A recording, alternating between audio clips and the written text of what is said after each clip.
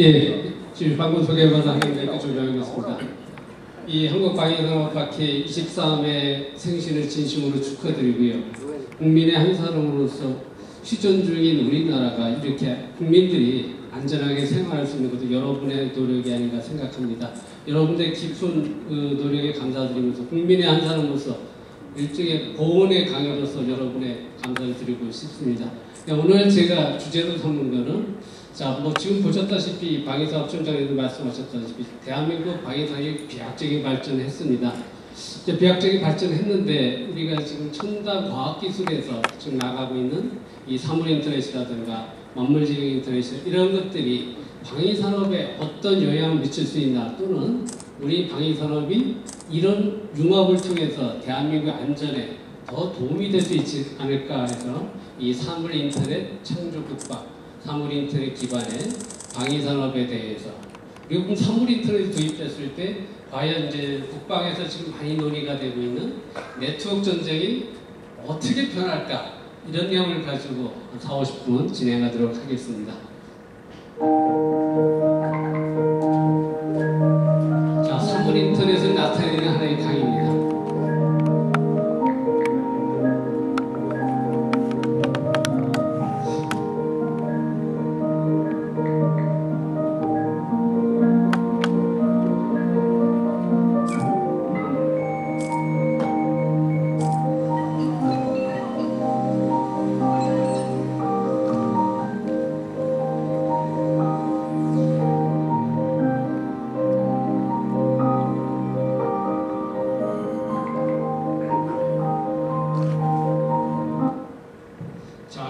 이 화면은 뭐였냐면요, 어떤 한 친구가 이제 퇴근하기 전에 스마트폰에서 자기 이제 30분 후에 퇴근한다고 말을 하게 됩니다. 스마트폰에서 말을 하게 되면은 집안에 있는 모든 가전 제품들이 그 주인의 스마트폰과 연동이 돼가지고 그때부터 작동을 하게 됩니다.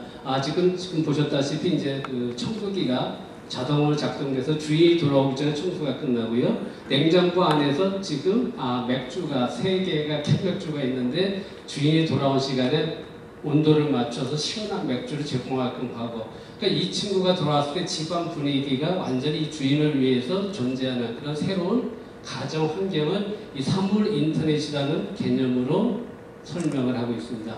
자, 그럼 이 화면에서요, 이 주인을 갖다가 국방에 있어서 지휘관이라고 생각하시고요. 이 집 안을 갖다 전쟁 상황이라고 보시고, 이 세탁기라든가 이 청소기를 국방 무기라고 생각하시면은 딱 사물인터넷 국방 개념이 그렇게 되겠습니다. 여러분이 제조하시는, 여러분이 만드신 국방 무기라든가 시설들이 국방 전장의 진흥 최적화되어가지고 지휘관과 함께, 병사와 함께 전쟁 상황을 최적화시키는 그러한 개념이 사물인터넷이 되겠습니다. 그러니까 사물인터넷이라는 건 사물을 갖다가 여러분이 만드시는 방산부기 시설이 되겠고요. 그 방산부기와 시설들이 인터넷에 네트워킹 돼가지고요, 자기들끼리 소통해서 여러분을 위해서 정보를, 전술, 전략을 최적화시켜줄 수 있는, 이기는 전략을 제공해주는 그러한 개념이 사물인터넷 국방이 되겠습니다. 대통령께서도 명문화 혁신을 그냥 새롭게 추진하라가 아니라 완전히 새롭게 하라고 지금 말씀하셨군요. 이걸 통해서 훈련을 통해서 전시 상황에서 모든 군사작전, 전쟁 지속 능력 같은 거를 종합 점검해서 새로운 개념에서 하시기를 원하고 있습니다. 이런 뜻에서 여러분께 하시는 국방전략에 있어서 사물인터넷 융합은 시대적 요구가 되겠습니다. 자, 지금 제가 보니까 이 국방 2020 전략에 있어서 가장 중요한 축 중에 하나가 이거지 않나 이렇게 생각합니다. 퓨처 컴뱃 시스템, 미래 전투 시스템. 저희 나라는 분명히, 저는 일반 민간 신분에서 볼 때 저희 나라가 분명히 휴전 중이지 종전된 나라가 아니더라고요. 휴전 중이라면은 전쟁은 또 생각을 해야 되는 거고요. 그 전쟁에 있어서 가장 기본이 되는 미래 전투 시스템, 국방부에서는 2020 전략을 이렇게 세우고 있는데, 제가 봐서도 가장 마음에 와닿았던 게 전쟁의 최대 장애물은 적군이 아닌 아군의 인명 피해다. 그러니까 아군의 인명 피해를 최소화하는 그 전략이 2020 국방 전략에서 핵심이 되고 있습니다. 그렇게 됐을 때 가장 중요한 게 뭐냐면은 무인 로봇이라든가 무인 비행기라든가 무인 잠수정이라든가 웨어러블 로봇이라든가 사람을 대신해서 병사를 대신해서 전쟁 상황을 승리로 이끌 수 있는 새로운 제품들, 이것들이 이제 사물이 되는 거고, 이 사물들을 인터넷망과 스마트폰망으로 네트워킹 해가지고 전쟁을 이길 수 있는 최적화된 전략이 바로 여기 미래 전투 시스템에서도 필요하지 않나 생각합니다. 그러니까 이 미래 전투 시스템이 이렇게 돼 있기 때문에 제가 이제 어제 참석한 이 기텍스에서 하고 있는 이 방위산업 엑스포에서도 이런 무기로 주로 지금 제품이 나오고 있는 것을 확인할 수 있었습니다. 그래서 이 한국형 미래 전투 시스템 FTS 8알이 이렇게 쭉 되고 있더라고요. 그래서 지금 무인 정찰 시스템, 무인 전투 시스템, 한국형 유인 지상 차량, 보병 시스템 해가지고 모든 무인 기반의 전투기기들이 대대급에 다 제공이 되고 하면서 이제 지금 뭐 여러분이 보셨던 TICN의 TMMR부터 시작해서 다 에드 기능으로 모든 시설과 무기들이 네트워킹 되지만은 아까 그 제가 IoT 화면에서 보였던 시스템화라든가 플랫폼화라든가 집단지성 개념이라든가 전술 전략 결정의 인공지능화라든가 이런 데서 약간 좀 부족한 게 있지 않나, 이런 것들 어떻게 보완할 수 있나 그런 걸 한번 생각해 봤습니다. 지금 보셨다시피 한국형 FCS 내단 편제를 지금 이와 같이 다 하고 있고 제도 협동돼서 자 무인 체계에 의한 무인 정찰기, 무인 전투기 체계 등등등등이 다 이미 들어가서 전략은 돼 있는데 과연 그럼 이게 성공하려면 자 무인 전투 체계에 의한 시스템이 무인 기기, 무인 무기 이게 과연 지금 따라가고 있나, 이걸 지금 하시는 분 바로 여러분이거든요. 방위산업 대기업, 중소기업 여러분들이 하고 계신데 과연 이거 한국형 FCS 여단의 2020에 맞게끔 돼 있나를 방위사업 여러분들께서 이거를 확인해 주시고 이게 맞게끔 돼야 된다고 생각합니다. 그 이제 나왔던 제품 대표적인 송골매가 무인기로서 이제 개발이 돼서 정말 좋은 성능을 하고 있습니다. 또 제가 보니까 이제 자 무인 타격할 수 있는 소형 무인 타격기가 이제 개발이 돼서 이제 제공되고 있고요. 이제 수리원도 여러분이 잘 아시는 수리원이라든가 이제 상륙 기동 회계. 그러니까 우리가 이제 방위산업 파트니까 이 같은 방위산업 정말 일반 국민들은 잘 모르지만 여러분의 노력으로 우리가 안전하게 삶을 지키는 이런 무기들에 있어서 우리가 새롭게 생각할 점 이런 것들을 한번 오늘 살펴보고자 합니다. 소형 무장 헬기도 있고요. 여기 보셨다시피 지금 뭐 흑표부터 K2, 천무, 천궁, 천마 정말 대한민국 방위산업을 믿고 맡길 수 있는 정말 훌륭한 제품들이 나와 있습니다만 자 우리가 창조국방이라고 말을 하려면요 과연 여기 있는 흑표, 천무 물론 훌륭합니다만 과연 그럼 미국이 생산한, 독일이 생산한, 일본이 생산한 전차라든가 대포 얘들보다 과연 성능이 더 낫냐 라고 했을 때 창조국방이라고 하면 걔들을 선도할 수 있는 창의적이고 혁신적인 대포라든가 전차 이게 뭐냐 이거를 만들 수 있을 때 그게 창조국방의 상품이 됩니다. 그러니까 여러분들께서 물론 훌륭하게 잘 만드셨지만 여기에다가 사물 인터넷 기능만 보완이 된다면 세계를 석권할 수 있는 그러한 새로운 IoT 사물 인터넷 방위 산업이 될 수 있지 않나 한번 생각해 봤습니다. 그럼 그 핀텍스에서 본 이와 같은 지능 탄약 해가지고 전장 상황에서 적군을 갖다 미리 탐지를 해가지고 지가 날아가서 공중에서 회전하다가 적군을 위해서 투하되는 이런 무기 체계도 정말 훌륭한 저희 방위산업의 상품이었었고요. 또 지능 탄약도 있었고요. 그리고 이제 TICN에 의해서 여러 가지 지금 보셨다 여러분이 더 잘 아시는 이런 전술 체계가 잘 발전해가지고 이거와 관련된 소프트웨어와 무전기 등이 개발돼서 훌륭한 전술 정보 통신 체계를 구축한 것을 볼 수가 있었습니다. 그러나 이와 같은 이제 다리에 이 TICN의 단말기라든가 전송 체계들이 있었습니다만은 민간인 입장에서 이 IT 융복합을 하는 입장에서 봤을 때 이 대대급 이하 전투지 체계 B2CS 같은 데서도 이와 같은 화면 대대급의 이 같은 모바일 단말기가 주어졌을 때 이 단말기를 가지고 작전 지령을 받아서 작전 지휘에 의해서 자기가 어떤 행동을 할 수 있게끔 이와 같이 되어 있습니다.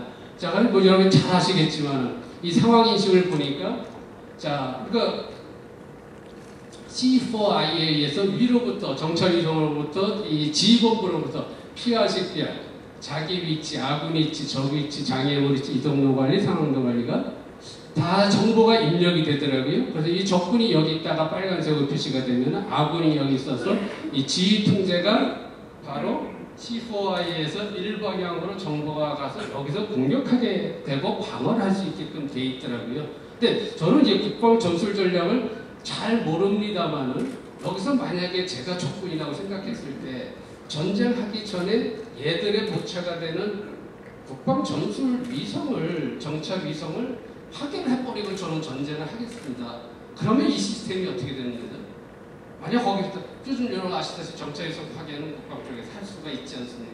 그렇게 된다면 여기서 일방향으로 쭉 내려오는 이 지휘 시스템은 무용지물이 되지 않을까 우려가 전 됐었습니다. 그렇게 됐을 때 사물 인터넷이라는 거에서는 이거를 어떻게 해결하고 있나 여러분들이 한번 생각해 보시 좋지 않나 봤습니다. 그래서 지금 이 C4I에서 이제 대택급 이하 지휘 통제체에서 KVM을 쭉 내려가 보면 결국은 네트워킹 돼가지고 일방향으로 계속 정보 전달 지휘체가 내려가더라고요. 근데 우리가 여기서 보셨다시피 지금 웹 2.0이란 말은 여러분 트위터나 페이스북이나 카카오톡은 양방향 통신을 통해서 정보를 공유하지 않습니까? 근데 지금 여기 보셨다시피 이 지휘통신 체계에서는 양방향은 하나도 없고 계속 일방향으로 지휘체계가 간다는 게 개선해야 되지 않나. 그렇게 된다면 전쟁에 있어 더 좋은 성과를 낼 수 있지 않나. 저는 그렇게 생각을 해봤습니다. 그렇게 봤을 때 이 IoT에서요, 사물 인터넷이라고 하면서 이 상황을 보게 되면은 여러분 선진국에서 가장 큰 산업 중에 하나가 요트 산업입니다.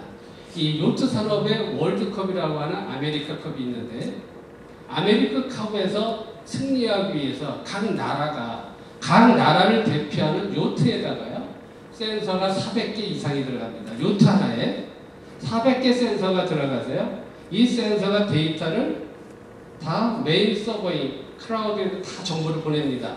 그러면 메인 서버 가상 공간상에서 이 정보를 분석해서 이 요트가 나아갈 방향, 파고와 그리고 여러 가지 기상 상황에 따라서 돛대의 방향, 이 전략과 모든 전술 이 결정을 갖다가 이 메인 서버에서 다시 전송해가지고 이 선수들한테 그 스마트폰이라든가 PDA를 통해서 전략을 다 제공해 주거든요.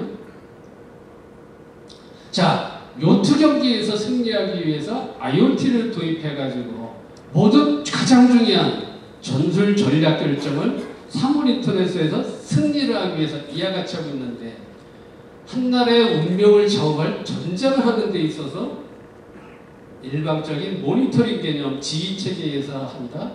그거는 제가 조금 아니지 않나 생각을 해봤습니다. 그런 뜻에서 여러분들이 오늘 사물 인터넷을 이 짧은 시간에 다 설명드릴 수 없습니다만은 사물 인터넷 가지고 우리 방산이 어떻게 변할 수 있나 그런 뜻에서 잠깐 보겠습니다.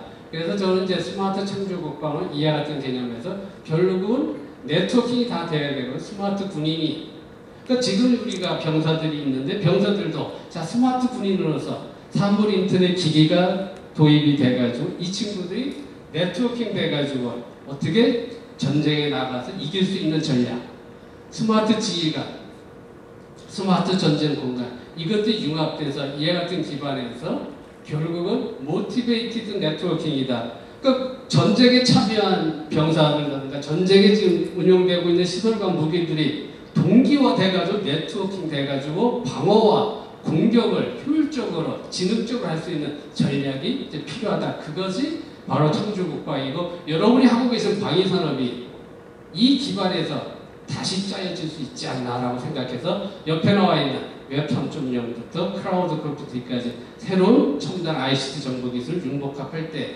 새로운 창조국방의 창조 방위산업이 가능해진다 생각이 들었습니다. 그렇게 될 때 여러분이 하고 계신 전통적인 국방 체제가 이와 같이 웹 3.0 우리가 시멘틱 웹이라고 하죠. 우리가 이제 모든 정보와 자료들 너무 많이 있습니다. 인터넷에 다 있거든요.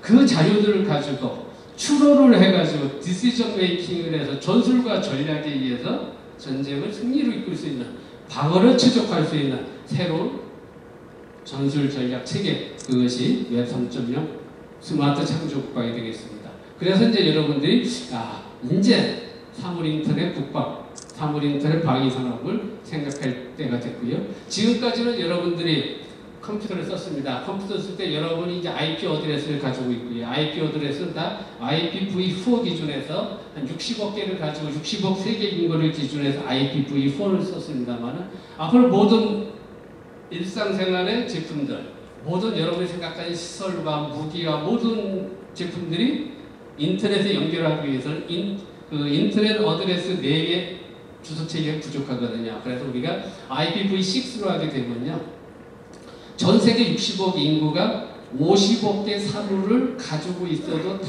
커버할 수 있는 주소체계가 IPv6를 가지고 사물 인터넷을 할 수 있는 주소체계가 이미 국가적으로 마련돼서 작동에 들어갔습니다. 그러니까 여러분들이 사물 인터넷을 여러분 모든 일상생활에서 또는 국방에 있어서 사용한다 하더라도 이 주소체계는 아무 문제가 없겠습니다. 그래서 여러분들이 생각하시는 모든 국방의 시설과 무기들, 병참 기지들을 갖다가 사물 인터넷으로 네트워킹을 해가지고 자기들끼리 정보를 공유해서 새로운 거기서 그 정보에서 자료를 만들어서 그 자료를 분석을 해가지고 스스로 디시전 메이킹을 해서 어떤 전술과 전략을 지능적으로 결정할 수 있는, 공격과 방어를 지능적으로 할 수 있는 그러한 체계가 사물 인터넷이 되겠습니다.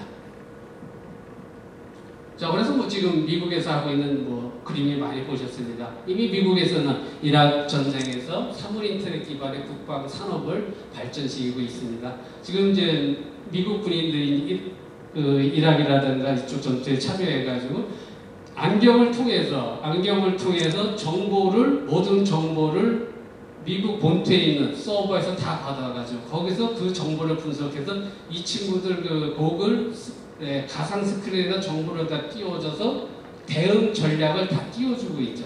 그러니까 이 어떤 안경이 있을 때 이 안경도 우리가 구글에서 안드로이드 기반의 사물 인터넷 안경으로서 하는데요. 그러니까 이 안경이 이 친구의 체온을 측정해가지고 얘가 건강하다 안 하다, 이거는 스마트 안경입니다.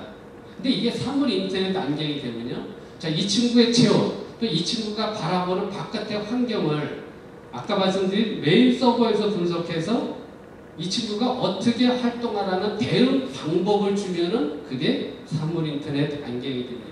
그러니까 지금 사물 인터넷 국방이라는 아까 말씀드린 대로 이 고글을 쓰고 있고 이 센서를 가지고 있을 때 지휘본부가요, 이제 가상공간상에서 여러분이 알고 계신 클라우드라는 헤드쿼터가 생겨가지고 거기서 여러분의 정보를 분석해서 공격과 방어에 대한 대응 전략을 가상 스크린에 다 띄워주고 거기서 전쟁을 할 수 있는 이런 개념을 바뀌고 있는 거죠. 그게 이제 구글 안드로이드 안경이 되겠습니다. 자, 이런 식으로 구글이 여러분 전 세계 사물 인터넷 시장을 지배를 하고 있습니다. 근데 이것이 구글이 사물 인터넷 시장에서 안드로이드 플랫폼뿐만 아니라 안경으로 넘어갔거든요. 여러분 안경 쓰고 계신 분들이 전 세계에 얼마나 많이 있습니까? 근데 이 안경을 스마트 안경이 아니라 사물 인터넷 안경으로 삼아가지고 스마트폰처럼 전 세계 경제를 지배하려고 하고 있거든요. 자, 그래서 이 안경뿐만 아니라 이 나이키에서는 퓨얼 밴드라고 이와 같이 손목 밴드를 만들어가지고 여러분의 운동량이라든가 에너지 양이라든가 이걸 측정을 해가지고 여러분 스마트폰과 연동해가지고 지금 이 퓨얼 밴드를 찬 그 사람의 운동량, 여러 가지 생활 목표, 일일 목표를 결정을 해가지고 저녁 때 오늘 너무 많이 운동했으니까 너 저녁 때는 불고기 먹어라. 너 지금 너무 피곤하니까 쉬어라 하는 정보를 이 스마트폰을 통해서 정보를 주게 됩니다. 자, 이와 같은 것들이 바로 퓨얼 밴드라고 하는데 국방에 있어서도 똑같이 어떤 훈련이라든가 수행 성과라든가 전쟁 전략이라든가 이런 것들을 퓨얼 밴드라는 사물 인터넷 기기를 통해서 그런 것도 가능하다라고 보시면 되겠습니다. 자, 그렇게 돼가지고 이제 우리 전쟁 개념을 기존에 모든 국방시설 무기, 스윙즈뿐만 아니라 병사뿐만 아니라 전쟁 공간 그리고 전쟁 상황까지 들어가서 하나의 플랫폼을 만드는 것을 맞물지는 인터넷 플랫폼이라고 하는 IPOT 국방 개념이 성립할 수 있겠습니다. 자, 이렇게 됐을 때 이제 가장 중요한 건 사물 인터넷 국방에서도요, 가장 중요한 것은 이제 센서가 되겠습니다. 그러니까 센서는 역할은 사물 간의 커뮤니케이션 하는, 정말 사물이 소통할 수 있는 그런 것은 하드웨어로서 센서가 들어가가지고 센서에 게이트웨이가 붙어가지고요, 사물이 사물끼리 소통할 수 있는 그러한 개념이 사물 인터넷이 되겠습니다. 그러니까 특별 센서가 우리가 중계기라고 하는 또는 게이트웨이라고 하는 그 유무선 통신망을 송수신할 수 있는 기기가 센서와 같이 붙어가지고 사물에 붙어가지고 사물끼리, 그러니까 국방시설끼리 자기들끼리 정보 공유해서 어떤 상황을 최적화시켜주는 것이 센서로부터 시작한다고 보시면 되겠습니다. 그래서 미국 국방부에서도 이제 2011년도에 시작을 했더라고요. 그래서 걔들도 국방부 군용 스마트폰을 이렇게 들어왔지만 보셨다시피 얘들도 처음부터 통신 기능으로서 들어오지는 않았고요. 제너럴 다이나믹스라든가 록히드 마틴은 중공업 회사가 스마트 기기 개념으로 접근했지 스마트 전화 개념으로 도입은 하지 않았습니다. 이래가지고 지금 보셨다시피 이라크 전쟁에 나가 있는 병사들이 이런 이 전술에 대한 작전 지휘라든가 또는 이 탄도에 대해서 포격을 하는 방향 결정이라든가 이와 같은 걸 앱을 통해서 이와 같이 스마트폰을 이용해서 하고 있는 것을 볼 수가 있습니다.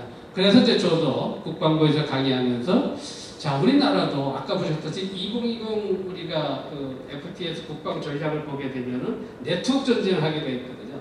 네트워크 전쟁을 하려면은 병사 기준에서 네트워크를 할 수 있는 사물 인터넷 기기가 도입이 돼야 되거든요. 그러니까 지금 탱크와 또는 우리가 어떤 전차라든가 여기에 어떤 태그가 붙었다고 되는 게 아니라 병사 스스로가 자기 위치를 알고서 전쟁할 수 있는 그런 기기가 필요하다라고 해서 우리도 이제 병사의 스마트 기기, 스마트 전화, 스마트폰이라고 할 수 있습니다만 그걸 통해서 우리가 예를 들어서 비비출앱이 있다. 또는 EMP 폭탄이 있다. 여기 지뢰가 있다는 스마트폰을 통해서 정보를 따고 스마트폰을 통해서 그거를 제거할 수 있는 이런 것들이 가능하면서 아까 보셨던 TICN에서 TMMR은 지금 보셨다시피 대대급, 소대급까지 내려갈지 몰라도 일반 병사에까지는 안 가 있거든요. 그러니까 일반 병사까지 정보를 공유해서 네트워킹 전쟁을 하려면 개인 병사에도 이런 개념이 들어가야 된다고 보시면 되겠습니다. 그래서 그런 걸 할 수 있는 이 스마트 기기를 갖다가 제안을 했고요. 그래서 이제 미국에서 하고 있는 이 IoT, 사물인터넷 병사가 이제 출연을 하게 됐습니다. 그래서 이 사물인터넷 병사를 보게 되면 미국에서도 지금 어떻게 하고 있냐면 이걸 개발하는 데 있어서 헐리우드 감독을 갖다가 모셔다가 그분들의 아이디어를 같이 해서 이 연구를 하고 있습니다. 이 친구들이 하고 있는 거 보면 2017년까지 개발 완료를 하는데요. 얘들이 지금 하고 있는 거 보게 되면 그 웨어러블 로봇을 있고요. 총을 완전 무장하고 40km로 시속 40km로 달려가게끔 한다고 하거든요. 여러분 이 친구가 전쟁 상황에서 시속 40km로 달려가는데 적군이 그거 어떻게 하겠어요? 전쟁 끝이죠. 2017년에 개발 완료한다고 하거든요. 그러니까 얘가 지금 사물인터넷 기반에서 네트워킹 전쟁의 개념이 바뀌고 있기 때문에 우리나라 방위산업도 근간이 변하지 않으면 세계 속에서 살아남지 못한다. 라고 자신있게 말씀드릴 수 있겠습니다. 그러면서 이제 이러한 병사들이 네트워킹이 됐다는 거죠. 그러니까 네트워킹이 돼가지고 자, 네트워크 전쟁을 이제 시작을 해야 됩니다.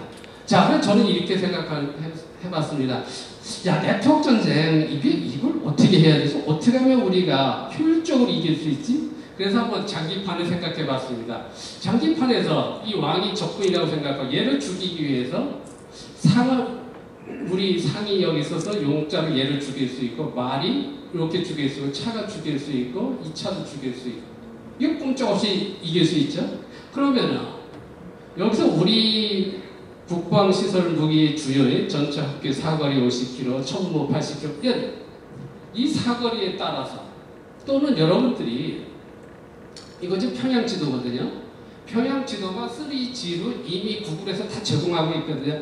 얘들이 이미 좌표 다 알 수가 있거든요. 이 좌표에 의해서 자 어디에 건물이 있고를 갖다가 위치에 따라서 우리가 아까 말씀드린 가상 서버에서 가상 지휘 본부에서 적 시설 또는 적의 주요 인물의 공격 지점을 지금 이 사거리와 어떤 이 기상 요건, 전장 상황에 따라서 공격 방향을 네트워킹 해가지고 우리 무기에 맞게끔 최적화시켜서 공격할 수가 있고 상대방이 이렇게 이제 공격을 해온다고 했을 때 이 공격 무기들의 이제 북한군을 보니까 T-55 주력인 사거리 15km 나오더라고요. 폭풍호 전차 사거리 8km. 얘들이 있다고 했을 때 얘들의 작전 운영 능력에 맞춰 가지고 우리 군의 능력에 맞춰 얘들을 배치해서 어떻게 하면 얘들을 네트워킹에서 공격을 효율적으로 할 수 있느냐를 지능적으로 알고리즘으로 처리할 수 있겠다. 이것이 제가 볼 때는 네트워킹 전쟁의 한 방법이 아닐까라고 한번 이렇게 생각을 해봤습니다. 이렇게 됐을 때 제가 보니까 지금 TMMR에서도 GIS가 2D로 나오는데 위에서부터 정보가 들어오더라고요. 그것보다는 우리가 이제 결국 GIS라는 건 측량 추기거든요. 측량 추기 개념이 인공위성 개념보다도요. 지금 북한이건 한국이건 이미 기지국 기반의 추기 측량을 할 수 있는 시스템이 가능하거든요. 그게 LBS가 되고 RTLS가 되거든요. 그 추기 기반에서 적군의 위치를 알고서 네트워킹 공격과 방어를 할 수 있겠다라고 생각을 해봤습니다. 그러니까 여러분들이 가지고 계신 이 천문하든가 우리 방위산업은 정말 훌륭한 노력으로 생산한 이와 같은 제품들이 네트워킹 전쟁을 할 수 있는 사물 인터넷 통신망이 연결되어 있으면은 지금 네트워킹 전쟁을 하면서 세계 방위산업을 석권할 수 있는 창조국방 방위산업 상품들이 될 수 있을 것 같습니다. 자, 그래서 뭐 여러분이 가지고 있는 탱크가 있습니다. 뭐 흑표가 조준순도 RC가 뭐 그러고 있는데, 자, 이 탱크들을 지금 보셨다시피 지 스스로 상황을 어떤 C4에서 지금 이 공격과 방어에 대해서 위에서부터 정보를 받는 게 아니라 지 스스로 정보를 인식해가지고 자기 스스로 워터 크루저 방어를 통해서 자가 성능 관리를 통해서 네트워킹으로 전쟁을 하는 이 정도 탱크라면은 미국, 독일, 일본에 수출할 수 있지 않을까. 아직 걔들이 IoT 네트워크 탱크 개념은 없더라 이거죠. 그러니까 이런 개념이라면 창조국방에 수출할 수 있는 탱크가 되겠다라고 봤고요. 자, 뭐 전투기도 마찬가지고요. 그러니까 전투기 자체도 우리가 F-35도 뭐 도입한다고 하지만은 자 도입하더라도 자 과연 이제 네트워크 전쟁, IoT 전쟁 기반에서는 아직 F-35도 없더라 이거죠. 그러니까 그거는 여기 나와 있는 이런 설명에 의해서 그런 알고리즘이 융합된 새로운 이 IoT 네트워크 전투기 플랫폼. 그러니까 여러분들 그렇게 생각하시면 돼요. 여러분들 스마트폰 다 쓰시잖아요. 다 지금 삼성 쓰시는 분들은 안드로이드 기반의 플랫폼을 가지고 있단 말이에요. 그럼 전 세계 전투기 없는 나라가 없는데, 자, IoT 플랫폼을 한국이 소프트웨어를 개발해서 만약 전투기이 다 쓸 수 있다면 스마트폰처럼 전 세계에 석권할 수가 있겠죠. 자, 그럼 IoT 네트워크 전투기 같은 것이 새로운 방위산업에서 우리가 생각해야 되는 자 그런 거. 전함도 마찬가지고요. 그러니까 전함도 여러 가지 지금 뭐 세월호 사건에서 봤다시피 여러 문제가 있습니다만 전함에 있어서는 뭐 그러지 않겠지만은 이런 전함을 새로운 IoT 개념에서 근데 전함도 이제 뭐 여러분 보셨다시피 전함도 드론 기반의 또는 무인 잠수정 기반의 새로운 전술전략체가 이 전함이 드론을 가지고 있건 무인 비행기를 가지고 있건 무인 잠수정을 가지고 얘들은 각각이 시설이거든요. 각각이 오브젝트인데 오브젝트를 네트워킹 해가지고 전술 전략을 최적화시켜주는 게 사물 인터넷이거든요. 자, 그런 개념에서 IoT 네트워크 전함도 저희 방산 쪽에서 한번 다시 한번 생각해 봐야 되겠다라고 생각을 해봤고요. 그래서 이제 이와 같은 네트워크 전함에서 VTS를 도입을 해가지고 새롭게 전투기구 폭탄 탄약, 중량 배치 진흥화부터 병사 안전관리 진흥화, 참 이런 것들이 방위산업의 한 축으로서 빨리 우리가 시작을 해야 되지 않나 하고 생각을 해봤습니다. 자, 그래서 뭐 이런 이제 해군 라이프 벨트도 뭐 제가 사물 인터넷 기반에 아니 세월호 사건에서 봤다시피 이게 승객이 어디가 있는지 알 수가 있나요? 지금 그 실종된 그 우리 세월호 피해자들이요. 그랬을 때 저는 이걸 제가 세월호 사건 보고 이제 특허를 내면서 느낀 게 뭐냐. 여러분 자동차에 지금 다 에어백 가지고 있잖아요. 자, 사고 시 사고린터를 지간정에서 에어백 개념으로 구명조끼가 딱 터져줘야 되겠다. 그래서 그 에어백 개념으로 구명 안전벨트를 차고 있으면은 자동으로 구명조끼가 돼가지고 만약 사고가 나서 천안함이라든가 새로 사고 났을 때 못 찾는 게 아니라 위치가 자동으로 승수신돼서 구조도 할 수 있고 또는 이 기반에서 새로운 전략을 짤 수 있는 것도 가능하겠다라고 생각해 봤습니다. 자, 그래서 해군에 있어서도 공군에 있어서도 너무나 지금 애플과 구글 또는 삼성전자, LG전자가 지금 사물인터넷 전쟁 아닌 전쟁을 총괄을 하고 있습니다. 그런데 국방 분야도 여러분들께서도 방위산업에 너무나 많은 공을 쏟고 있지만은 이 사물인터넷 지금 도입해서 새로운 국방 전략을 보여줄 때고요. 그래서 이제 아까 말씀드린 네트워크 전쟁을 할 수 있는 모바일 혜택이라든가 사물인터넷이라든가 빅데이터 분석이라든가 새로운 전술 전략 체계를 우리가 지금 필요로 할 때라고 보시면 되겠습니다. 그래서 지금 우리가 이제 국방에 있어서도요. 지금 요거는 이제 다음에서 제가 이제 집에서 학교 출근할 때 꼭 교통 상황을 체크를 합니다. 교통 상황을 체크해가 여기 맥히네. 그럼 이쪽으로 간다든가. 여기 진짜 맥히나? 요 CCTV를 눌러보면 이와 같이 상황이 나타나거든요. 자, 그럼 이와 같이 지금 북한이 됐건 한국이 됐건 모든 지방도시에 CCTV를 있을 때 이거를 네트워킹 해가지고 국방 전술 전략에 쓸 수 있는 그런 개념이 웹 2.0 메시어 국방이라고 하고 있습니다. 자, 우리가 이 남한만 하더라도요, 우리 지금 공공 CCTV가 약 3만 개 정도가 있거든요. 그 3만 개를 이용해서 이 경계 강화에 국방 전략을 극대화할 수 있는 이런 것도 가능하고 아까 보셨던 데도 구글 어스를 이용해서 우리가 굳이 북한의 좌표라든가 북한의 공격 위치라든가 이미 나와 있다는 거죠. 저걸 이용해서 우리가 최적화할 수 있는 그런 것들이 이미 가능하고요. 저희 연구실에서 이제 우리 학생이 이 드론을 이용해서 어떤 호생방해라든가 어떤 방사능에 대해서 여러 가지 공격에 대해서 드론이 날아가서 이제 방사능 농도를 측정해가지고 대응하고 지휘 관리 체계를 스마트폰 앱으로 만들어 봤습니다. 만들어 봐가지고 이 사물 인터넷을 이 드론을 이용해서 한번 해보자라고 해서 제가 태호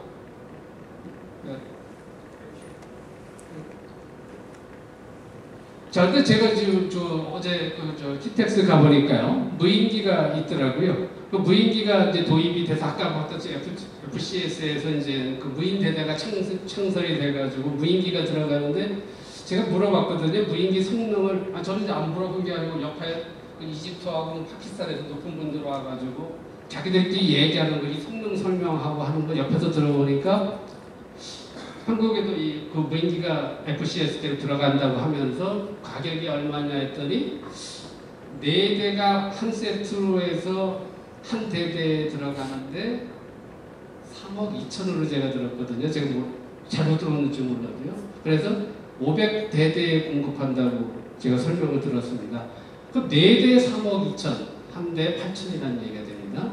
자, 그런데 지금 사물 인터넷하고 이 무인 폭격기 개념이 지금 그쪽에는 빠져 있거든요. 지금 이 무인 폭격기가 무인 정찰기죠. 무인 폭격기가 아니고 그 무인 정찰기를 사물 인터넷 개념에서 아직 일본 군인이나 국방 관련자의 사물 인터넷 잘 모르거든요.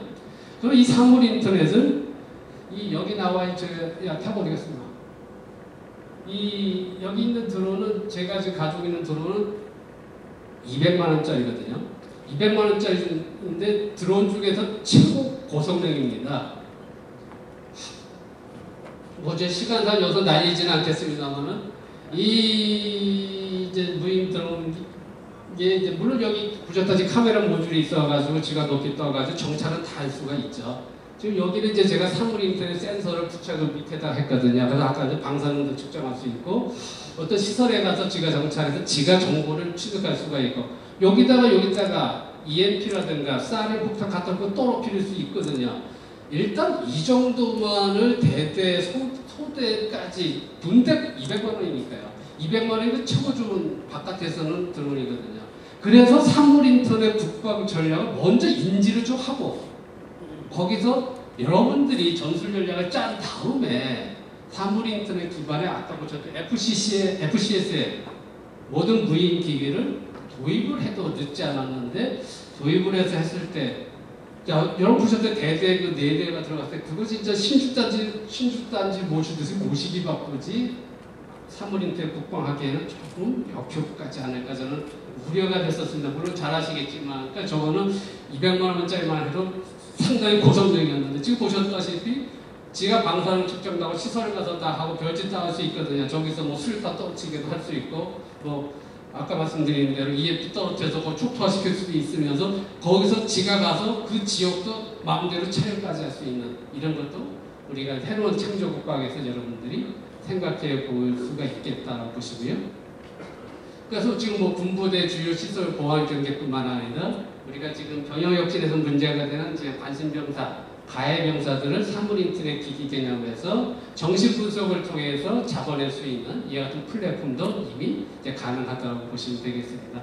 그래서 이 CCTV를 통해서 촬영하는 동시에 바로 이 친구를 정신분석을 해가지고 이 친구의 정신분석 상황에 의해서 얘는 관심병사고 문제병사를 이미 파악해서 이 병역역신에 쓸 수 있는 하나의 사례가 될 수 있고요. 자, 그래서 지금 보셨다시피 이걸 분석했을 때 공격성, 스트레스, 뭐 의심도, 균형, 매력, 에너지 뭐. 자, CCTV 촬영과 동시에 이제 가해병사, 관심병사들이 되는 정신적으로 조금 문제가 있는 친구들 골라낼 수가 있고 또 훈련 중에도 또 경계 중에도 CCTV 촬영을 통해서 이 친구의 정신분석 플랫폼이 가능하다라고 보시면 되겠습니다. 자, 그래서 이제 제가 제안했던 거는 이제 이와 같이 아까 중요한 건 이제 사물인터넷 개념에서 네트워크 전쟁하기 위해서 병사 각각이 사물인터넷 기기가 있어야 되거든요. 그거를 스마트워치로 했습니다. 우리 임정구님께서는 IoT 워치라고 이제 저한테 제안하셨는데, 자, 이제 병사가 가해 폭력을 당하거나 가혹행위를 당하면 체온이 올라가거든요. 또는 문제 병사가 얘를 때릴 때 지도 화나니까 화나면서 체온이나 혈압이 올라가거든요. 이거를 이 손에 찬 IoT 워치가 이게 시계를 이제 시계 기능뿐만 아니라 체온을 측정해서 이 가혹행위라든가 가해병사의 실시간으로 바로 체킹을 하면서 문제는 그게 중요한 게 아니고 모든 병사의 위치를 알고서 사물인터넷 네트워크 그러니까 공격과 방어를 할 수 있는 수단이 지금부터 생겼다는 거죠.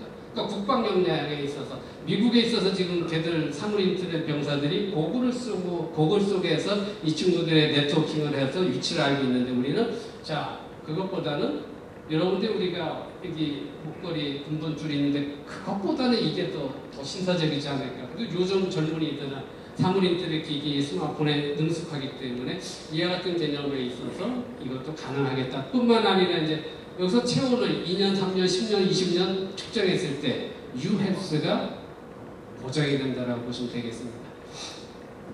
그래서 지금 보셨다시피 우리가 인체 상황별로 우리가 이제 막 가혹행위 당하게 되면은 이와 같이 온도 수용체가 두뇌 속에서 이게 막아지면서 온도가 체온이 올라가게 돼 있어가지고요. 43도 되면 거의 사망 수준에 올라간다고 의학적으로 나와 있더라고요. 그래서 우리 임병장 같은 사건도 그렇게 맞아서 야, 이 정도였지 않을까 저는 또 생각도 해봤습니다만 그래서 이런 우리가 감정 변화에 따라서 체온을 갖다가 IoT 기기로 사물인터넷 기기로 병사들의 건강을 해서 가혹행위도 예방할 수 있겠다. 그래서 지금 나와 있는 스마트워치는 이와 같은 것들이 있는데 이와 같은 우리가 삼성이라든가 LG부터 애플, 구글 다 있거든요.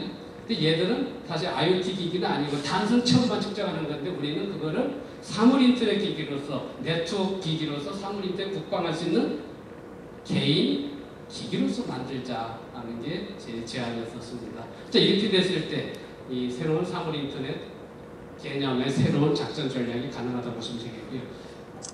이제 그렇게 되니까 이제 자 그렇게 되니까 이제 병사들이 다 이제 위치를 압니다. 결국 전쟁의 끝은 저는 잘 모릅니다만 전장에 휘날리는 결국 보병이 가서 끝나는 거 아니겠습니까? 그렇게 봤을 때 자, 우리 보벽의 위치를, 여기 조류제가 다 표시를 해서 위치를 다 알고 있죠. 여기 이제, 자, 스마트워치를 차고 있잖아요. 그러니까 위치를 알고 있으니까 어떤 적군의 목표가 있을 때 네트워크로 자, 공격과 방어를 할 수 있는 방법론이 나오게 되겠다는 거죠. 그래서 이제 네트워크 전쟁은 이와 같은 사물 인터넷 기기를 도입했었을 때부터 가능하면서 말씀드린 대로 이 사물 인터넷 기기에 있어서 이 GIS가 되는 이미 구글어스를 통해서 얻는 정보를 자기가 가지고 할 수 있는 이와 같은 새로운 개념의 이런 기기를 제안해 봤습니다. 그렇게 됐을 때 이제 부대별로 이와 같은 국방상황 플랫폼이 떠가지고 이제 IoT 기반의 국방 부대가 생겨날 수 있겠습니다. 그래서 국방 상황 플랫폼이 이제 국방부에서 생겨나고, 자, 이러한 가혹 행위를 보고 받았다 안 받았다, 보고가 아니라 정보 공유죠. 정보 공유니까 그거는 웹 2.0 플랫폼이 되는, 자, 이런 걸 통해서 국방 혁신을 하는 것이 필요하게 되겠고요. 이 같은 상황 플랫폼도 이제 중요하게 되겠고, 그래서 우리가 국방 빅데이터를 통해서, 제가 볼 때 국방에서 지금 어떻게 보면 가장 중요한 게 이거지 않나 저는 생각하는데요. 또 이 북한에서 침투, 도발, 기술한 그 수많은 사례들을 빅데이터로 분석해서 도발과 침투에 대해서 신뢰성 지수를 만든, 여기에 대응해서 훈련을 하고 전략과 전술을 짜면 되지 않을까 저는 생각해 봤습니다. 그래서 그와 같은 국방 빅데이터를 제가 제안을 해보고, 그러니까 이런 것도 여러분들이 방위산업과 무기만 받는 것이 방위산업이 아니라 이런 소프트웨어적으로 접근하는 것도 하나의 방위산업의 중요한 축이 되지 않을까 한번 생각을 해봤습니다. 그렇게 됐을 때 우리가 할 수 있는 여러 가지 전쟁 위험 밀도 지수부터 전쟁 시 피해 지수, 여러 가지 예측 지수에 따라서 대응을 하는 것이 굉장히 중요하다고 봤습니다. 자, 그래서 이제 C4I가 제가 봐서 이제 바뀌어야 된다고 저는 봅니다. C4I가 저는 잘 모릅니다만은 이게 1991년 미국에서 시작하면서 그 당시 뭐예요? 컴퓨터 기반이었잖아요. 지금은 뭐예요? 인터넷 기반이거든요. 그래서 컴퓨터 기반에서 커맨드 지휘하는 방법이 지금 웹 2.0으로 스마트폰을 통해 다 바뀌었잖아요. 그러니까 당연히 C4I가 사물 인터넷, 여기 시설들이 정찰, 군사, 위성, 조기 경보기, 드론, C론에서 정보를 취합하는데 얘들이 다 사물인데 사물끼리 인터넷망으로 연결시키는 사물 인터넷이 들어와야죠. 저게 정보를 취합하는데 요즘은 빅데이터, 클라우드 쓰잖아요. 웹 2.0 플랫폼이 당연히 들어와야죠.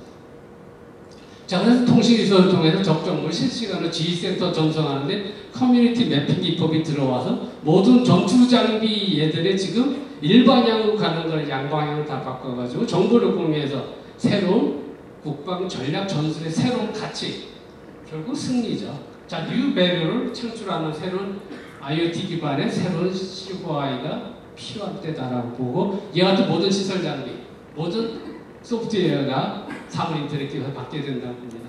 그래서 이제 이와 같이 이제 무인 잠수 정도 심각하고요, 많이 하고 있고요. 이와 같이 보셨다시피 이제 미국에서는 이미 이제 잠수하면서 들어오는 날려가지고 이제 쓰는 것이 개발돼서 잠수함 공모하면서 하고 있고요.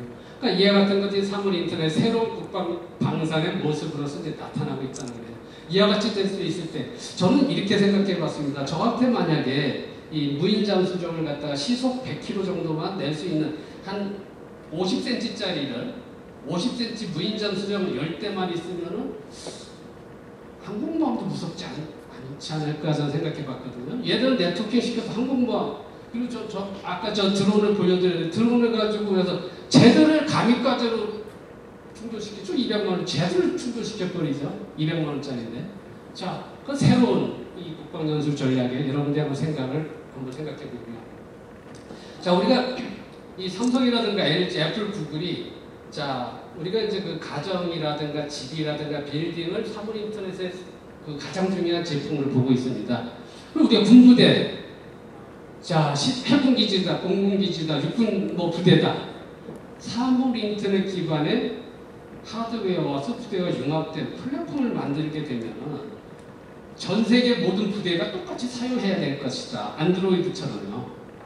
자, 우리가 지금 제주도 보셨다시피 해군기지를 갖다 그놈의 땅에다 강정기지가 뭘 그렇게 무슨 땅인지는 몰라도 꼭 그런 데도 하지 말고 이와 같이 해상에서 정말 파일을 이용해서 수중 경계 초소를 포함해서 새로운 플랫폼 개념으로 접근했을 때 세계에 수출할 수 있는, 이것도 중요한 방위산업의 하나라고 저는 봅니다. 자, 그래서 이와 같은 것이 가능하고요. 그래서 이제 같은 이제 국방의 모든 여러분들이 만들고 있는 이런 그 자산들에 대해서 유지 관리가 아닌 이 자산 관리 개념, 사물 인터넷에 도입이 된 새로운 개념에 여러분들이 아무리 우리가 국방 무기 시설들이 아무리 좋아도요 작동하지 않으면 아무 쓸모 없잖아요. 제가 이제 방재청에 인적대만 사업도 한 적이 있는데요. 뭐 세월호 사건에서도 보다시피 필요한 때 이 시설과 무기 장비를 와줘야 되는데 데이터베이스 컴퓨터 속에는 잘 돼 있어요. 근데 필요할 때 와야죠. 국방에서 이렇게 하면 어떻게 되는 거예요? 나라가 전쟁이 지는 거잖아요. 그러니까 이런 국방시설 무기들이 자산관리 개념에서 여러분들 주식만 자산관리 받지 마시고요. 이제 유지관리 개념이 아닌 자산관리를 이미 미국에서 잘하고 있는데 그거를 사물인터넷 기반에서 새로운 자산관리도 국방시설들을 해주는 이것도 방위산업의 중요한 분야라고 생각합니다. 자, 그래서 뭐 여러분 이제 자동차 같은 경우에도 지금은 여성 운전자가 이제 자동차 미케닉을 잘 모를 때 우리가 뭐 전함이 됐건 국방시설 중요한 장비들 정말 요즘 IT가 돼서 복잡하거든요. 얘들을 스마트폰 기반의 관제 이 시스템이 들어가가지고 쉽게 할 수 있는 이런 플랫폼도 만들 필요가 있겠다. 그리고 요즘 미국에서 인기 있는 것 중에 하나입니다. 여러분 낚시 좋아하시는 분이 낚시 가서 밤새도록 했는데 낚시 한 마리도 못 낚을 수가 있잖아요. 그죠? 근데 이어서 이 사물 인터넷 요 탐지기가 있어가지고요. 요런 탐지기가 여러분 스마트폰 화면상에 물고기가 있다 없다를 다 보여주고 있거든요. 아, 나는 낚시 싫어하니까 이거 싫다. 그게 아니라요. 자, 이걸 가지고 요거를 네트워킹해서 수중 경제 초소를 만들게 되면은 정말 우리가 이 서해 오도에서 일어나는 그런 불미스러운 사건들은 막지 않을 수 있을까 해서 이런 개념에서 이 사물인터 수중 경제 초소를 제가 제안을 해봤습니다. 뭐 경제과학과 뭐 GOP에서 여러 가지 문제가 있고요. 그리고 뭐 전술교량도 지금 뭐 문제가 돼 있는 것 같습니다. 자, 저는 이걸 보고서 저는 사실 제 전공이 토목공학의 구조로서 정말 이 전공이거든요. 이걸 보고 느낀 게 자, 이게 뭐 ROC에서 경관이 좀 부족하다 안 부족하다. 근데 사실 영국의 BA에서 나온 전술기령 보면 52m 정도 되더라고요. 근데 그게 중요한 게 아니라 자, 이게 60m라 하더라도요. 자, 만약에 우리가 일사후퇴 때 내려갔다가 다시 한강을 왔을 때 한강의 다리가 다 끊어졌다. 한강의 다리 다 끊어졌다가 60m 경관 가지고 이게 지가 방법론에 있어서 우리가 교량의 공법, 교량 가설 공법이 정말 많이 있는데 한강의 평균 수심이 그냥 10m 정도인데 60m 어차피 안 되거든요. 그리고 대동강, 청천강 올라갔을 때 이걸 쓸 수 있다. 새로운 개념의 전술계량을 접근해야 되지 않나 저는 생각을 해봤습니다. 자, 그래서 뭐 공군기지도 사물 인터넷 기반의 플랫폼을 하게 되면 창조국방 산업이 될 수가 있고요. 그거를 어떻게 구축하느냐. 그러니까 여러분들 설명을 잘 못 드리니까 아까 우리 최 박사님 말씀하신 대로 청주국방 최고위 과정에서 여러분들과 함께 연구하면서 공부했으면 하고 싶습니다. 자, 좀 국방 RTOS에서 지금 아까 우리 방위산업청장님이 자 국방 많이 하겠다고 좀 중소기업 소프트웨어 쓰겠다고 하셨는데 제가 보니까 이 RTOS가 뭐 물론 굉장히 잘 만들어서 정말 훌륭하고 정말 외산이 VX웍스에 비교해서도 아무 하자가 제가 봐도 없을 것 같습니다. 정말 정부에서 134억이 투입돼서 실시간 운영 체제인데 근데 네트워킹 전쟁, 사물 인터넷 전쟁 개념이 없다. 그게 제가 근데 미국도 사물 인터넷 국방 네트워킹 전쟁을 가면서 RTOS에 그게 좀 빠져 있다는 게 좀 틀림없거든요. 그런 면에서 이것도 다시 한번 여러분들이 생각을 하셔야 된다고 보시고요. 이런 거 DBMS 해가지고 데이터베이스 관리 시스템이 있는데 오라클 걸 도입하더라고요. 근데 제가 보더라도 우리나라 중소기업 여기 뭐 계신지 모르겠지만 리얼타임 테크나 IT베이스, 뭐 팀엑스 뭐 여러 훌륭한 중소기업들이 있고 그 친구들도 그 기업도 RTOS 연동해서 지금 잘하고 있는데 오라클이 얼마나 좋은지 몰라도 근데 아무리 오라클이라 하더라도요. 자, 여러분 데이터 하게 되면요. 누가 뭐래도 2013년부터는 데이터 하게 되면 누가 뭐래도 빅데이터고요. 누가 뭐래도 클라우드 컴퓨팅입니다. 그런데 이 오라클의 DBMS에도 빅데이터나 클라우드 컴퓨팅 개념은 죽어도 없습니다. 자, 이런 면에서 우리 국방산업 방위산업이 어느 방향 가야 되나 했을 때 물론 중소기업도 물론 조금 저희들이 선전할 필요가 있지만 좀 윗단에서도 이와 같은 개념의 새로운 DBMS 소프트웨어 체계가 정말 중요한 때다라고 보시면 되겠습니다. 아까도 보셨다시피 사물 인터넷 기반의 모든 정보가 가상 클라우드에 올라가게 되는데 이 클라우드가요 이제 지휘본부라고 보시면 틀림없습니다. 이제 지휘본부가 가상 공간에 생겨가지고 현실 공간에서 지휘본부와 교신하면서 전략 결정이 다 공격과 방어가 여기서 결정되거든요. 그 이놈의 DBMS에는 클라우드나 빅데이터는 없거든요. 그럼 우리 능력에서요, 국산 DBMS 이 회사들한테 이것만 플러스 시키게 되면 오히려 오라클 미국에 수출할 수가 있죠. 자, 그런 면에서 여러분들께서 한번 생각해 보시고요. 뭐 빠른 시간 여러분들하고 얘기하면 결론은 지금 사물 인터넷은 이제 시대적 대세입니다. 한 나라를 살릴 정도가 아니라 구글과 애플, 아마존은 미국을 떠나서 전 세계 경제를 지배하는 제국주의자입니다. 하지만 그놈의 제국주의자들이 미국을 위해서 일을 하는 거죠. 그러니까 대한민국도 앞으로 이제 사물 인터넷의 국방 개념 그리고 우리 방위산업 개념을 통해서 세계 속에 우뚝 설 수가 있고요. 그런 면에서 센서라든가 플랫폼이라든가 제 특허를 제가 25개를 가지고 있고 여러분과 무료로 공유할 수 있고 특히 이 분야에서 우리 방위산업학회 최우석 회장님의 말씀하시고 다 가지고 계시니까 다 쓰실 수 있습니다. 그래서 여러분들과 함께 대한민국 국방산업이 방위산업이 세계 최고가 되는 날까지 저희들도 열심히 연구하겠습니다. 고맙습니다.